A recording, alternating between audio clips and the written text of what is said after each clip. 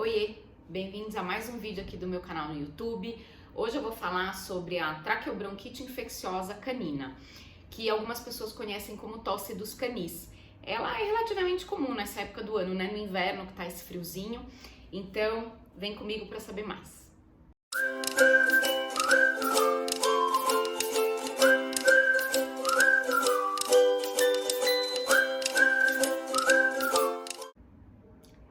A traqueobronquite infecciosa, ela é uma doença contagiosa e aguda, ou seja, ela aparece de uma hora para outra. E ela afeta o trato respiratório superior dos cães. Ela é uma doença que pode ter um quadro desde leve até um quadro mais complicado, inclusive com pneumonia associada, tá? Não dá para bobear. Mas, para nosso alívio, né, nosso dos médicos veterinários e de vocês, tutores, existem vacinas para os principais patógenos aí que causam a traqueobronquite infecciosa. Na verdade, a traqueobronquite, quando eu falo patógeno, é porque ela pode ser causada por uma bactéria, que é a Bordetella bronquicéptica, e por vírus também, pelo adenovírus tipo 2 e pelo vírus da parainfluenza. Essa doença, ela é uma das principais responsáveis por sintomas respiratórios aí de aparecimento agudo, ou seja, de repente, nos cães e que acontecem em surtos. E por que tem esse nome, né, tosse dos canis, que nome esquisito?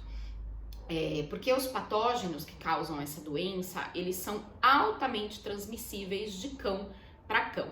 Então, os animais que vivem em canis ou até em casas que tem muitos cães, os filhotes, abrigos, ONGs, hotéis, pet shops, quando tem muito animal junto, você tem um maior risco de um passar a doença para o outro. E é por isso que ela ganhou esse nome. Seja causada por uma bactéria ou por um vírus, a transmissão é sempre do mesmo jeito.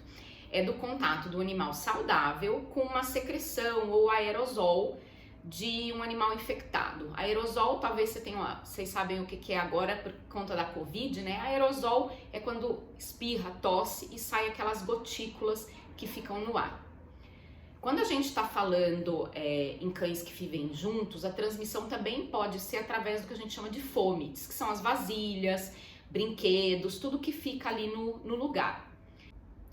Cães de qualquer idade são susceptíveis a ficar doentes, só que no caso dos filhotes e dos idosos, eles são sim os mais afetados por ter um sistema imunológico mais comprometido. A doença tem no mundo inteiro, né? Ela tem uma alta morbidade, ou seja, ela é altamente transmissível e ela tem baixa mortalidade, tá? Felizmente. Os sintomas acabam dependendo do agente, do patógeno e da gravidade, lógico, da doença. Mas o principal sintoma mais comum é uma tosse seca, repetitiva e bastante alta, e ela piora normalmente com exercício físico. Às vezes o proprietário relata que parece que o animal está engasgado, ele está tentando colocar alguma coisa que está parado aqui para fora. Também tem a secreção nasal, febre e nos casos mais graves, inclusive pneumonia, né? Ou seja, ao invés de só estar no trato respiratório superior, ela acaba descendo para os pulmões, para o trato respiratório inferior. Tem alguns animais que até ficam inapetentes, sem apetite, ficam bem amuadinhos, tá? Quando a gente pensa em cães de abrigos, né, que tem um grande número de animais juntos, é comum, assim, num dia um animal tem sintoma e de repente todos eles começam a ter também. Mesmo às vezes sem ter contato direto, sabe, com o doente, porque aí tá sendo passado, como eu falei, pelo tal dos fomites. A duração desses sintomas depende do tempo da infecção, de quantos animais tem, da resposta individual, né, de cada animal. O diagnóstico, ele sempre começa por o que a gente chama de anamnese, né, pelo histórico do animal.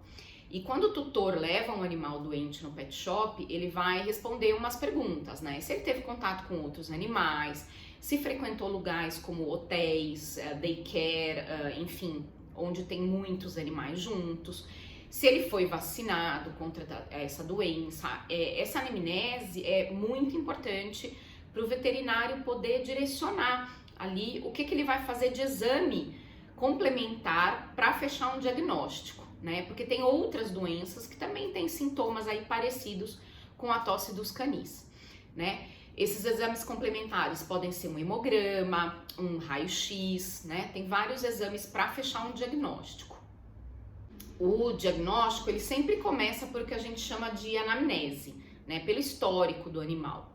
E quando o tutor leva um animal doente no pet shop, ele vai responder umas perguntas, né? Se ele teve contato com outros animais, se frequentou lugares como hotéis, daycare, enfim, onde tem muitos animais juntos, se ele foi vacinado contra essa doença. Essa anamnese é muito importante para o veterinário poder direcionar ali o que ele vai fazer de exame complementar para fechar um diagnóstico, né? Porque tem outras doenças que também têm sintomas aí parecidos com a tosse dos canis, né? Esses exames complementares podem ser um hemograma, um raio-x, né? Tem vários exames para fechar um diagnóstico.